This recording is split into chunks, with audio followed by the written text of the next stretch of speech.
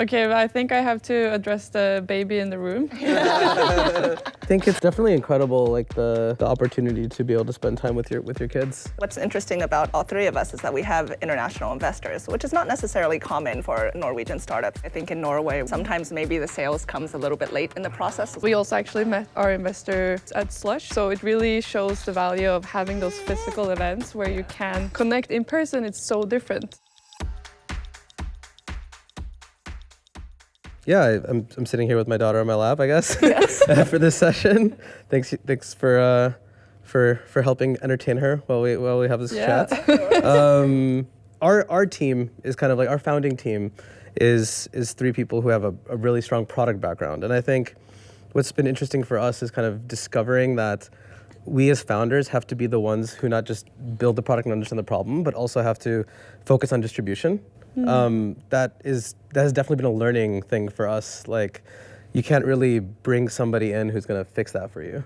Like, you have to kind of know how you're going to distribute the product and solve that before kind of handing it off to somebody else. Yeah. What's that like been for you guys? We are definitely having the same experience with sales. We're dealing with waste management and building something that doesn't exist in that segment. So building the product, but also what does that sales journey look like for an industry that's so not digitized? And that's been like the founder's job to do that kind of thinking, and distribution with hardware is also another level of headaches. So I can definitely relate to that for sure. Yeah, I think the founder-led sales journey is definitely key, and I think especially in Norway, where there's a lot of engineers, a lot of product tech people, sometimes maybe the sales comes a little bit late in the process, which makes us a little bit less competitive than maybe some of our peers, like in the US, where sales comes first. But I definitely think that trend is changing, and people are realizing that earlier than maybe a couple of years ago. Yeah. But it's definitely, I would say, a key area that we have to continue to focus on to be able to grab attention. Yeah, it's kind of like, for us, it's been super interesting, like not just sales, but also just distribution in general. Like, which channels do you care about? How do you message to your customer? Like, just so many different questions to answer. Yeah. That's not just like, this is what the product does. Yeah, I'm thinking of sales in general, like including distribution channel, including direct, inbound, outbound sales and marketing. I think in general, it's so key, and I think in Norway, we haven't been as competitive in that area, but I do see that more and more in terms of hiring and looking for those earlier than I would say before. How have you solved it? So, I mean, I think for us, it's been just like, we focus on the experimentation. Like, we are the ones who do kind of, first, we've got our first customers in, talk to them about how they think about the problem, how they, kind of what relates to them the most in terms of kind of the value that they get out of it instead of just what the product is. Yeah. And then try to message that back out into the universe, learning about which channels that they're in. So we do a lot more like sampling into our population of like, where are you guys? Where do you hear about new tools? Where do you hear about news? Since we are kind of a bottom-up product, most of our customers actually come from YouTube. Which is super interesting. Never thought that would be the case, honestly. So it's kind of like just a discovery that comes about once we actually start testing. So I think it's also really easy, I think, to kind of just keep doing what quote works and optimizing at like a local point. We're like, well, this is working pretty well. I think, well, we were on this like learning journey of how to do value-based sales, because we've also been very like product-oriented when selling, and now we're shifting. And I think we have worked very closely with one of the former VPs of Gelato and learned from them. And I think that's like one of the things you see in the Norwegian ecosystem now that has been so immature and small, and now a couple of years ago, we finally started to get our first unicorns, and that is feeding back into the system. And slowly, we're building out a platform where we can learn from those who have succeeded, which didn't exist in Norway, like when we started out 4 or 5 years ago. So that's a good point. Really cool. Yeah, I mean, like for us, also the other factor is kind of. What is it that what outcome are you selling, right? Like, so for us, it's been like, okay, you can make an app. That's cool.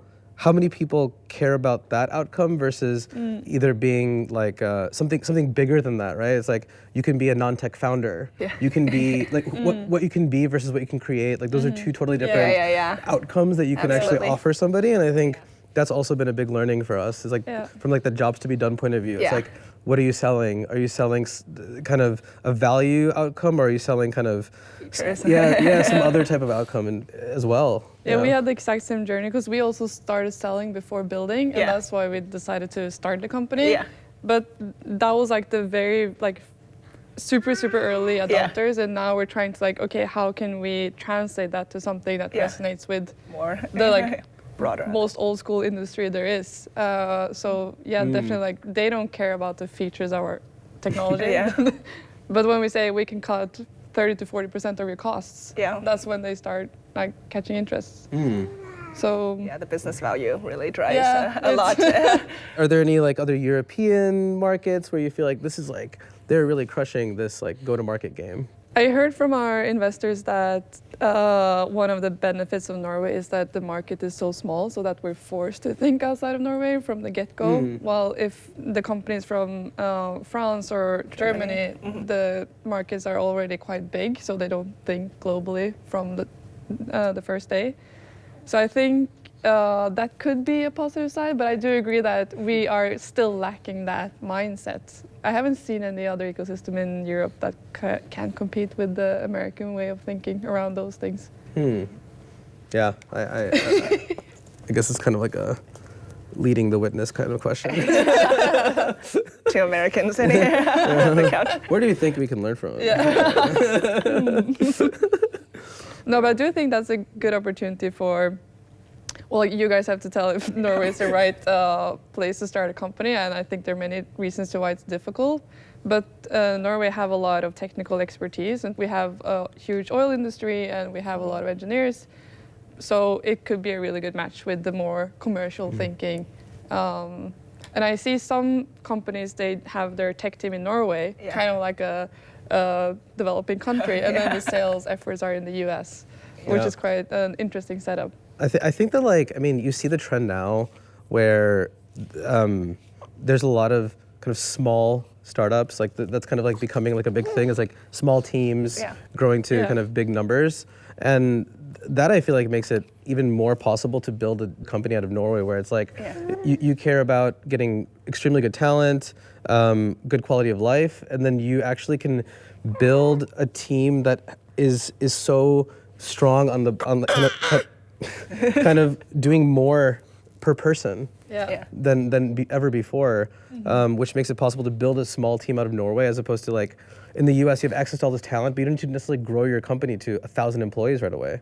So that I think provides an incredible opportunity. How was it for you to start a company in Norway as non-Norwegians? Didn't think about it too much because I've been living here for so long. I'm a Norwegian dual citizen now, so it's like my co-founders tell me I've just become Norwegian basically at this point. So I haven't thought about it that much anymore. It's pretty nice to build kind of that first team, I would say, in Norway because of the fact that it's such a tight network, and ability to kind of recruit from the people that you know really well is like a very strong point, at least at like the startup phase. And the scale up phase, I'm sure, will be a bit different for us. Yeah, I think like administrative wise, it's super easy to start a company in Norway. Everything is electronic and very fast in that. So I think that part is good. There's a lot of, I would say, support from Innovation Norway to kind of set up and think about your initial idea and kind of maybe seed the money for that. I think, like we said before, I think the market in Norway, it is quite small. So I think there's maybe 1 or 2 degrees of separation from everybody, which has like good positive and negatives. I would say the positive is a very trust-based culture because you're 1 to 2 degrees away from anything. So if you really mess up or you're not a nice person, it'll get around very quickly. It's safe to be able to start a company. And because of that network, it's easier to, I would say, make your first sales and actually test your product to see if you can get paying customers for that. So I think that's really positive. But I think at one point, sometimes I would say the safety culture in Norway also makes it difficult to hire and fire people very quickly, which also makes it very difficult for startups when it's so important at the early stage to get the right people. I think you've been here 12 years, right? Yeah.